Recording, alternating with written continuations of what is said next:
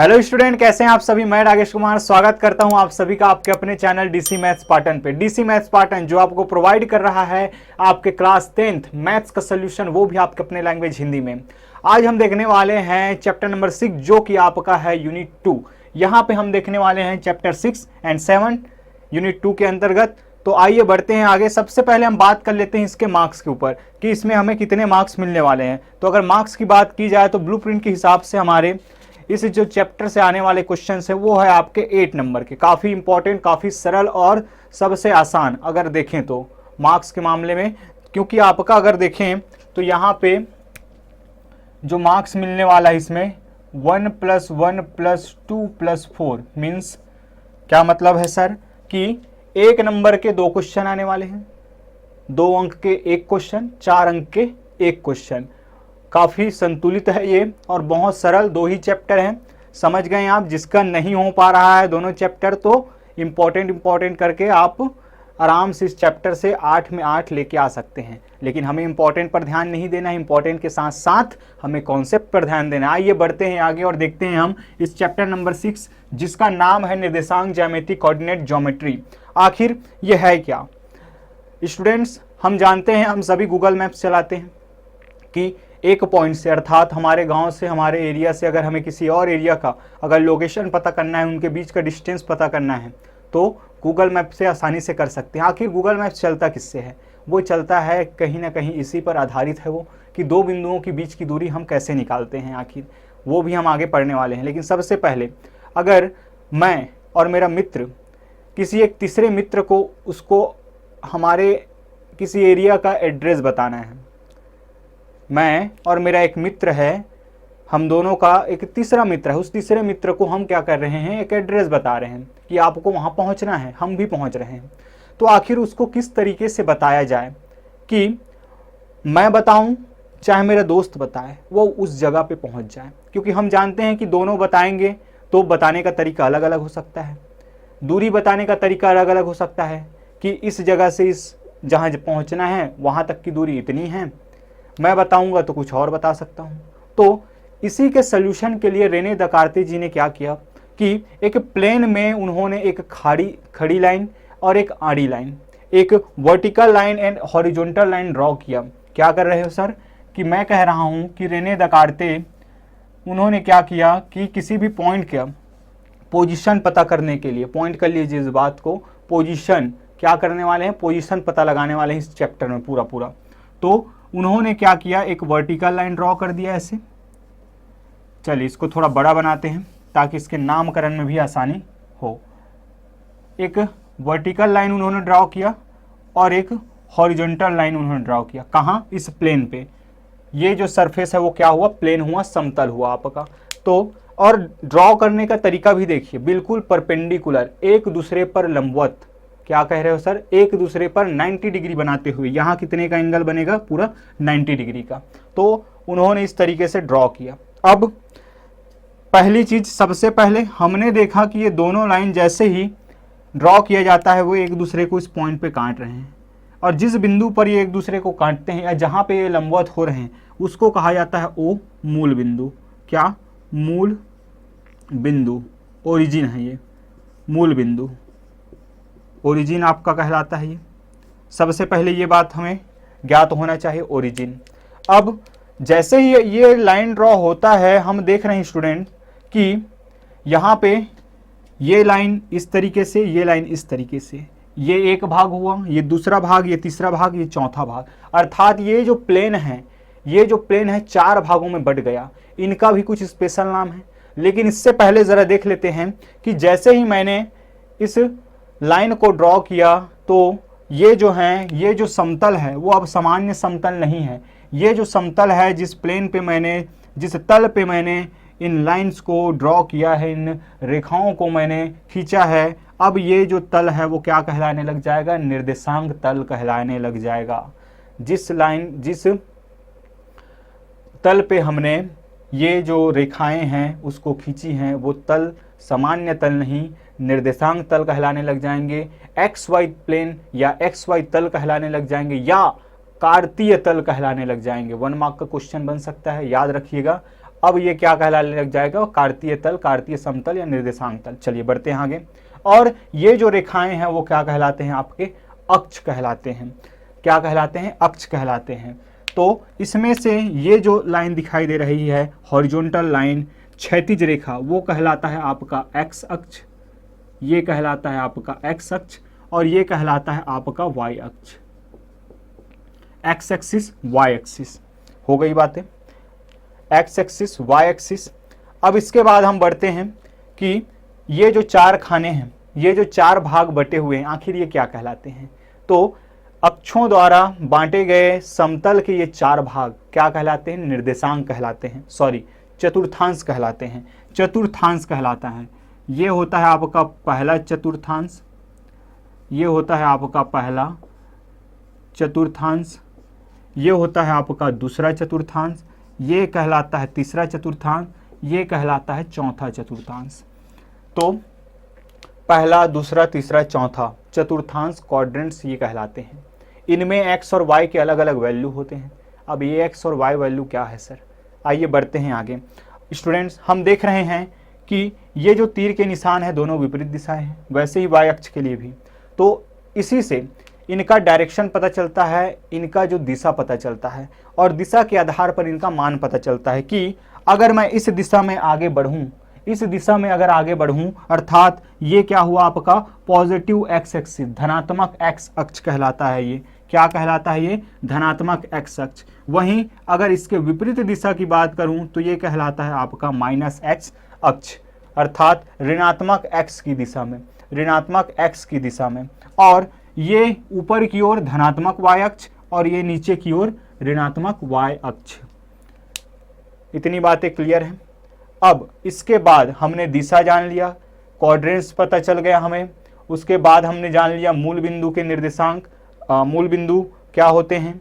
इसके बाद बारी आती है कि आखिर अब हम किसी बिंदु का जो पॉइंट है, किसी बिंदु का एड्रेस है, वो कैसे हम पता लगाएंगे। तो उसको पता लगाने के लिए हम क्या करते हैं, मान लीजिए यहाँ पे एक बिंदु मैं ले लेता हूँ P, यहाँ पे एक बिंदु मैं P ले लेता हूँ, या इसको मैं रहने देता हूँ, ये फर्स्ट क्वाड्रेंट। यहाँ पे एक दूसरा मैं ग्राफ पेपर पे ये सारा काम होगा स्टूडेंट।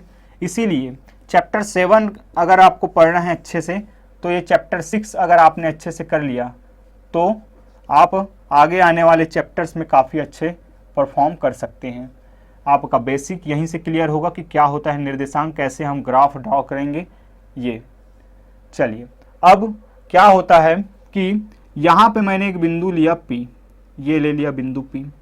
अब मुझे इसका एड्रेस बताना है ऐसे कि अगर मैं बताऊं तब भी वो व्यक्ति, तीसरा हमारा दोस्त यहाँ पे पहुँच जाए, चाहे आप या मेरा मित्र कोई बताएं तो भी वो यहीं पे पहुँच जाए और उसको देरी भी ना हो। तो दकार्ते ने क्या किया कि उन्होंने समस्त दूरियों को यहाँ से मेज़र करने का बात कही है कि समस्त दूरियां कहाँ से मेज़र की जाएगी, मूल बिंदु से मेज़र की जाएगी, मूल बिंदु से नापी जाएगी। ये बातें आपको याद रखनी है। समस्त दूरियां कहाँ से मेज़र की जाएगी, मूल बिंदु से मेज़र की जाएगी। अब कैसे, हम जानते हैं स्टूडेंट्स हमारे ग्राफ पेपर में इस तरीके से लाइन बने होते हैं और सबके बीच क्या होता है, डिस्टेंस इक्वल होता है। और कितना होता है डिस्टेंस, 1 सेंटीमीटर का। तो अगर मैं मान लूँ ये 1 सेंटीमीटर है, ये 2 सेंटीमीटर, ये 3, ये 4 और ये 5 है। चलिए पॉजिटिव एक्स एक्सिस की ओर है तो धन रहेगा, धन 1, धन 2 धनात्मक मान मिलेंगे। इसी तरह धनात्मक वाई दिशा की ओर 1, 2, 3, 4 और ये आगे बढ़ेगा। इसी तरह यहाँ भी होगा तो यहाँ क्या होगा, -1, -2, -3, -4। सबके बीच का डिस्टेंस हम मान के चल रहे हैं 1 सेंटीमीटर, जो कि आपके किसमें रहता है, ग्राफ में रहता है। -1, -2, -3, -4 एंड सो ऑन, आगे बढ़ेगा। अब हमने कहा कि इस बिंदु P का क्या पता लगाना है, हमें एड्रेस पता लगाना है। तो बिंदु P का एड्रेस कुछ इस प्रकार होगा कि जब मैं मूल बिंदु से एक्स एक्सिस की ओर बढ़ता हूँ, एक्स एक्सिस की ओर जब मैं बढ़ता हूँ, तो अगर मैं देखूँ तो 1, 2 एंड 3, यहाँ से 3 से आपके ग्राफ कॉपी में इस तरीके से लाइन आता है। तो यहाँ से 3 से अगर मैं देखूँ तो एक लाइन ऐसे गया होगा, इस तरीके से एक डार्क लाइन, यहाँ पे अपना बिंदु P है। और इसी तरह अगर मैं देखूं तो यहाँ y एक्सिस में भी ऊपर बढ़ता हूँ 1 2 3, और 3 के सीधा अगर मैं देखता हूँ तो मैं पाता हूँ कि मेरा बिंदु यहाँ है।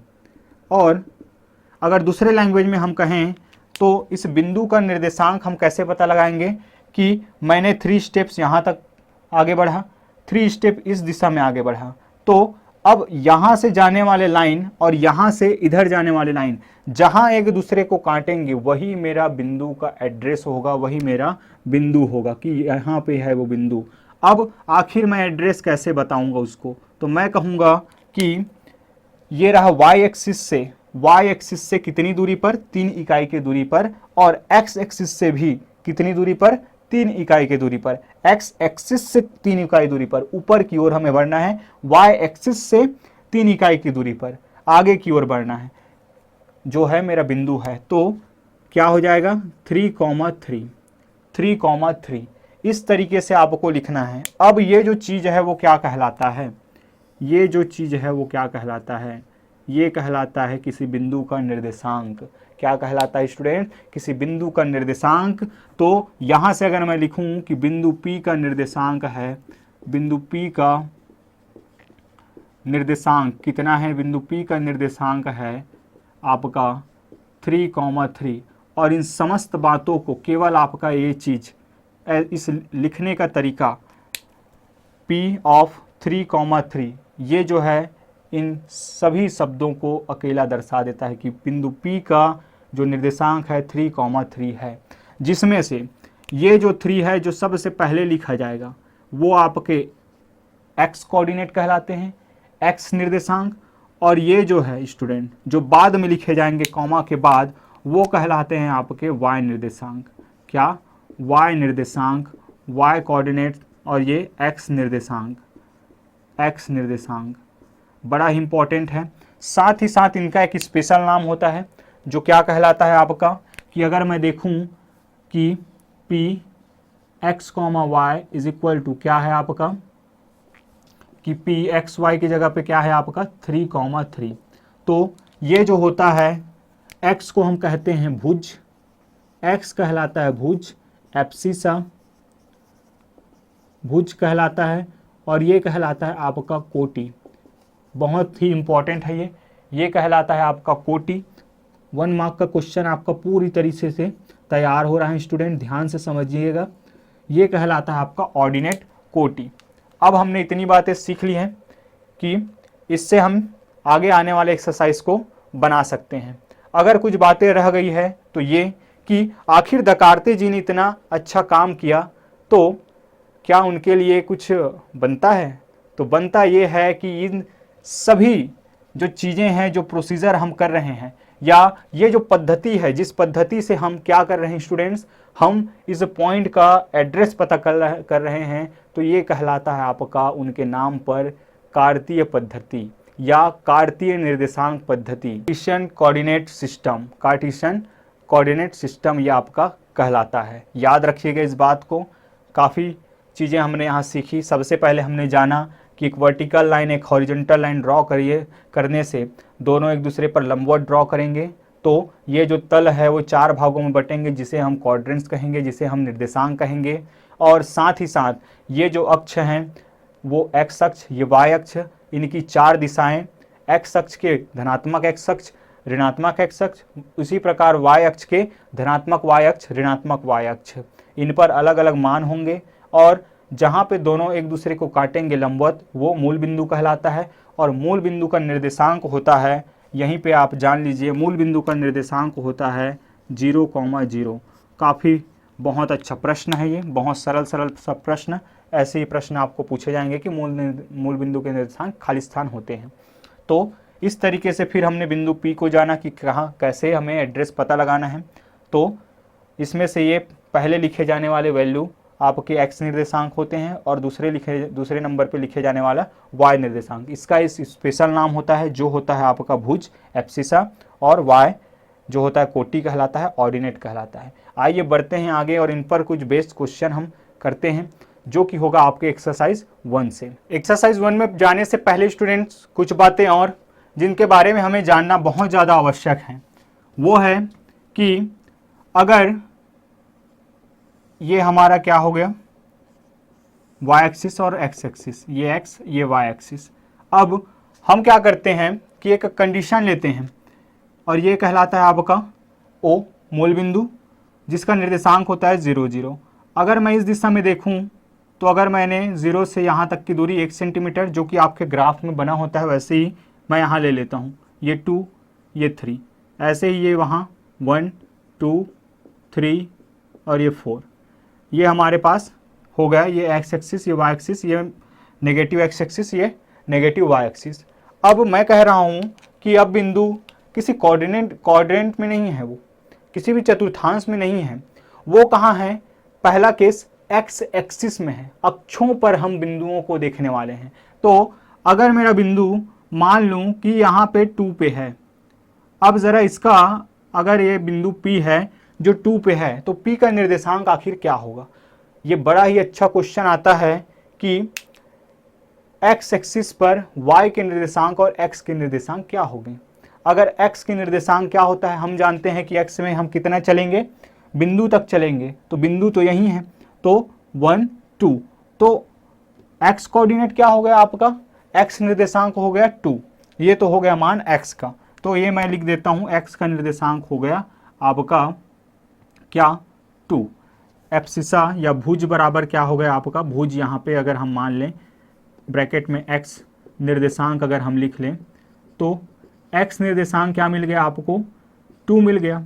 अब कोटि की अगर बात आती है अर्थात y निर्देशांक की अगर बात आती है तो वो क्या होगा, y निर्देशांक की अगर बात आती है तो क्या होगा। y निर्देशांक के लिए हम जानते हैं कि क्या करते हैं, हम x एक्सिस से ऊपर की ओर बढ़ते हैं, बिंदु की ओर बढ़ते हैं, तो बिंदु तो खुद कहाँ है, x एक्सिस में है, तो कहाँ से हम ऊपर बढ़ सकते हैं, इसका मतलब कि हम ऊपर नहीं जा सकते हैं, तो कोई भी दूरी तय नहीं होगी, दूरी तय नहीं होगी, इसका मतलब जो आपका कोटि होगा y निर्देशांक होगा वो 0 होगा। यहाँ से एक बहुत ही अच्छा क्वेश्चन निकल के आता है कि x एक्सिस पर स्थित किसी बिंदु का y निर्देशांक क्या होता है, 0 होता है। x एक्सिस पर x अक्ष पर स्थित किसी भी बिंदु का y निर्देशांक 0 होता है। पहला केस ये बन गया। तो इससे विपरीत एक और केस की बात की जाए, क्या कि y अक्ष पर किसी भी बिंदु का x निर्देशांक, यहाँ पे क्या x अक्ष में y निर्देशांक 0 और y अक्ष पे x निर्देशांक 0, कैसे, इसी प्रकार अगर मैं देखूं कि मेरा कोई बिंदु है P या Q, मैं मान लूं Q, तो Q को अगर मैं पता लगाना चाहूं तो अगर मैं देखूं तो x कोऑर्डिनेट पता लगाने के लिए क्या करते हैं, हम x दिशा में जाते हैं। तो x दिशा में अगर मैं आगे बढ़ता हूं, इसको आप छुपा दीजिए, इसका काम हो गया, हम Q पे बात कर रहे हैं। तो x का अगर मुझे पता लगाना है, Q का x कोऑर्डिनेट, तो आगे तो मैं बढ़ ही नहीं सकता क्योंकि मेरा बिंदु तो y एक्सिस पे ही है, तो यहीं जाऊंगा मैं, और यहाँ जाने के लिए कोई रास्ता है ही नहीं। तो आपके पास क्या हो जाएगा, x कोऑर्डिनेट बिंदु Q का 0 हो जाएगा। तो यहाँ से मैं कह सकता हूँ कि ये रहा x कोऑर्डिनेट 0, भुज का मान 0, और y का मान हम कैसे निकालते हैं, ऊपर की ओर जाते हैं, अर्थात ये रहा 1, ये रहा 2, ये रहा 3, ये रहा 4, तो y कोऑर्डिनेट हो जाएगा आपका 4, तो इसका निर्देशांक हो जाएगा 0,4। यहाँ से फिर से हम एक रिजल्ट निकाल सकते हैं, क्या कि ये रहा पहला केस, पहले केस के लिए, दूसरा केस के लिए x इज इक्वल टू हो गया 0 और y इज इक्वल टू हो गया 4।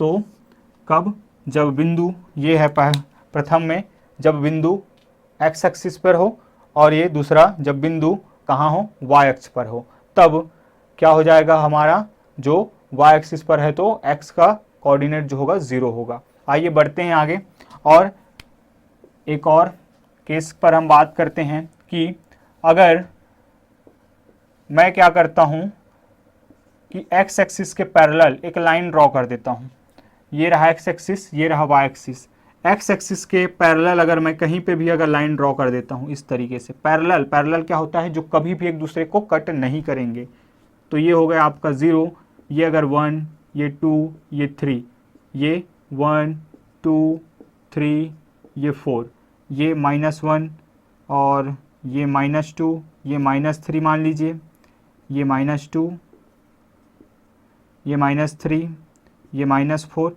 ये चलिए ये मैंने लाइन ड्रॉ कर दिया। इसी तरह यहाँ भी हम देख लेते हैं -1, -2, -3 ये।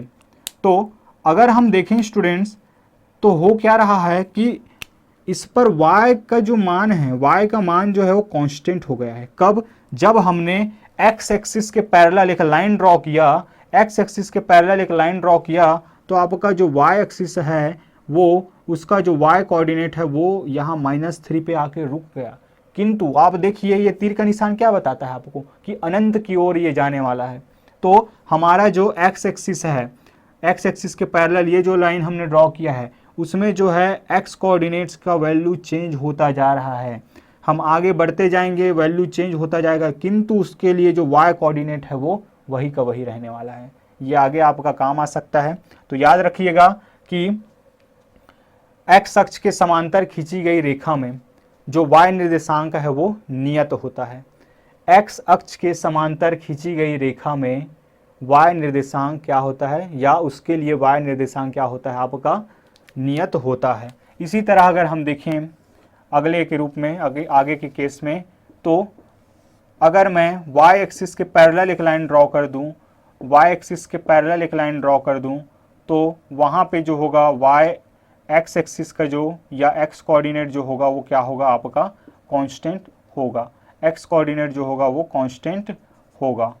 तो इस तरीके से हमें दो रिजल्ट और मिल गया हमें, ये 1, ये 2, ये 3, ये -1, ये -2। तो मैं कह रहा हूँ कि y एक्सिस के पैरेलल अगर हमने लाइन ड्रॉ कर दिया तो हम देख पा रहे हों तो ये जो वैल्यू हैं, अर्थात ये किसके पैरेलल है, y के, तो यहाँ पे वैल्यू 1, 2, 3, 4 इस तरीके से वैल्यू चेंज होता रहेगा। लेकिन इनके लिए जो x का मान होगा, x कोऑर्डिनेट का, वो हमेशा कांस्टेंट रहेगा। कब? जब हम y के पैरेलल एक लाइन ड्रॉ करेंगे। तो दो रिजल्ट हमें यहाँ से मिल जाता है। सो बढ़ते हैं आगे। अब हम पूरी तरीके से तैयार हैं एक्सरसाइज 1 को करने के लिए। सो चलिए।